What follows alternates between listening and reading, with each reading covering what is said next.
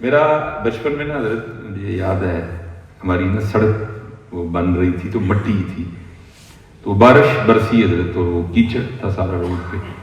مجھے ابو جی نے 100 روپیہ دے کے تو دہی لینے بھیجا، تو بس وہ تھوڑی توجہ کہیں اور تھی تو مجھے نہیں پتہ لگا، تو میرا پاؤں سلپ ہوا اور میں گر گیا. وہ جیسے میں گرا تو وہ برتن بھی ہاتھ سے چھوٹا اور وہ سارا دہی کیچڑ میں گر کے ضائع ہو گیا. مجھے بھی کندھے پہ چوٹیں وغیرہ آئیں. میں ایک وہ دکان کے سامنے بیٹھا نا رو رہا تھا، تو میرے چچا جان آ گئے، تو مجھے روتا دیکھ کے آگے مجھے کہتا کہ کیا ہوا؟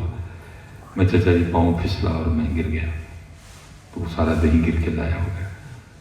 تو اب گھر جاؤں گا تو ابو جی سے بڑی مار پڑنی ہے کہ مجھے فرمانا کہ نہیں کچھ بھی نہیں ہوگا. ایک ایک پتر ہے پتر، اور اللہ نے 17 سال کے بعد دیا ہے، تو ایسے لاڈلے پتر کو کوئی جو ہے نا وہ 1 کلو دہی کے پیچھے مارتا ہے. میں نے کہا چچا جی مار دہی پہ نہیں پڑنی، مار اس بات پہ پڑنی تیری توجہ کدھر تھی، دھیان دیتے ہیں.